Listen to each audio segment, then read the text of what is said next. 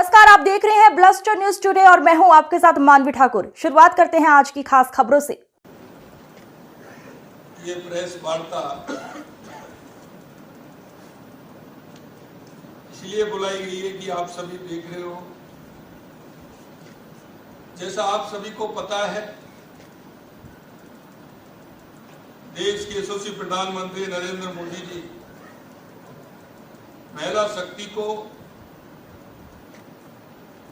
संसद और विधानसभा में प्रतिनिधित्व देने के लिए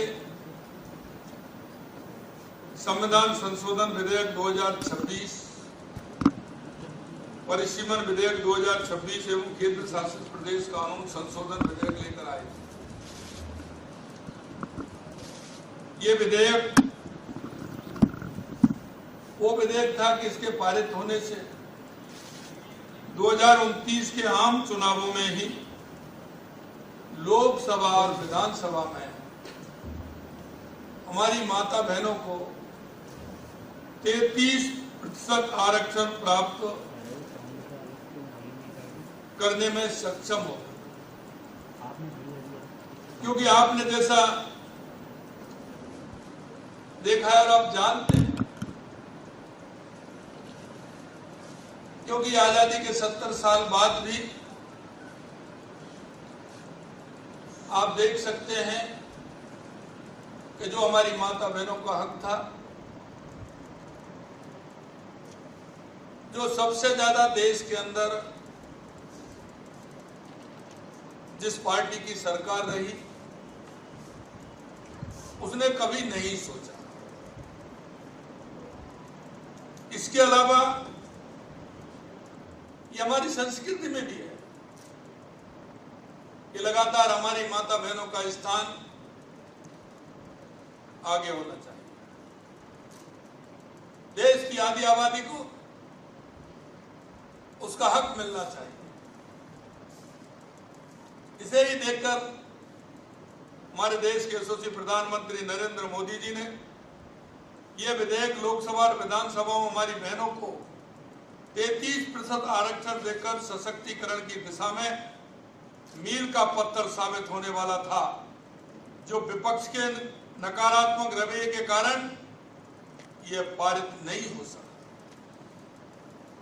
लेकिन इस विधेयक को लेकर संसद में जो हुआ, उसने न केवल भारत के लोकतंत्र को बल्कि देश की आधी आबादी हमारी माता बहनों के सपनों को गहरी चोट पहुंचाने का काम किया है। भारत के संसदीय इतिहास में 17 अप्रैल का दिन एक नए अध्याय के रूप में जुड़ सकता था, लेकिन विपक्ष ने अपनी स्वार्थ की राजनीति से इसे काला पृष्ठ बना दिया है। हमारे यशस्वी प्रधानमंत्री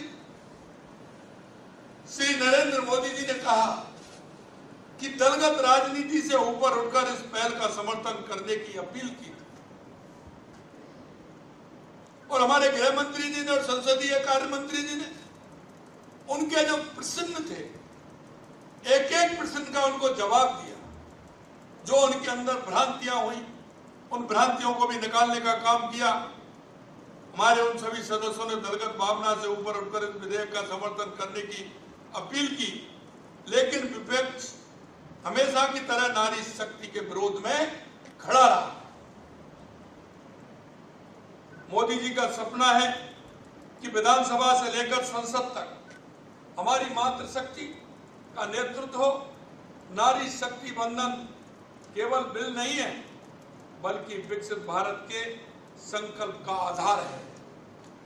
और जैसा मैंने पहले कहा कि आज से नहीं है, ये अनादिकाल से हमारी संस्कृति में माता बहनों को आगे रखा है।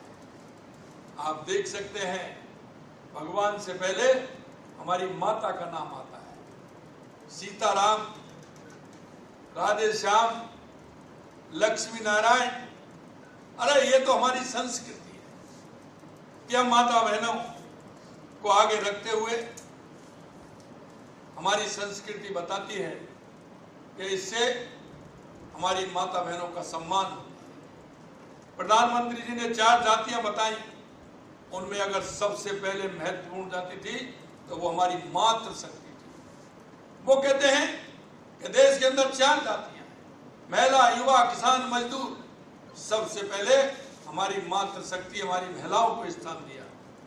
और आपको मैं ये भी कहना चाहता हूं, 2014 के बाद जो आप देखेंगे, हमारे प्रधानमंत्री जी ने माता बहनों के लिए जिस तरह से अभियान लिया, क्योंकि जब 2014 में हमारी सरकार आई थी माननीय प्रधानमंत्री जी के नेतृत्व में, तो हमारे लिंग अनुपात में बहुत बड़ी कमी थी, लेकिन प्रधानमंत्री जी ने नारा दिया, बेटी बचाओ और बेटी पढ़ाओ के आधार पर आज देख सकते हैं कि उस अनुपात में कितनी कमी आई है, हमारी बहनों की संख्या कितनी बढ़ी है। ये माननीय प्रधानमंत्री जी की देन है। आप ये भी देख सकते हैं कि माननीय प्रधानमंत्री जी ने आते ही जो माता बहनों की पीड़ा थी, स्वच्छ भारत मिशन को लेकर के शौचालय बनवाने की, उज्ज्वला योजना, लखपति दीदी, ये सारी जो योजना है माननीय प्रधानमंत्री जी के नेतृत्व में हुई। बहुत सारी योजना, लेकिन विपक्ष ने अपनी ओछी राजनीति के चलते देश की करोड़ों बहनों के अरमानों पर पानी फेर दिया। कांग्रेस, डीएमके, टीएमसी, सपा जैसे दलों ने इस विधेयक का समर्थन न करके महिलाओं की आकांक्षाओं और अधिकारों के प्रति हुई अपनी उदासीनता जाहिर कर दी। ये वो पार्टियां हैं जो परिवारवादी पार्टियां हैं, इनके मन में कहीं ना कहीं शंका पैदा होती है माता बहनों के नाम पर। ये परिवारवाद से आगे नहीं निकलते हैं, पूरा देश जानता है। ये वो पार्टियां हैं जो परिवार की पार्टियां हैं, उससे आगे नहीं निकल सकती। इनमें महिलाओं को आगे लाने में भी इनको दिक्कत होती है।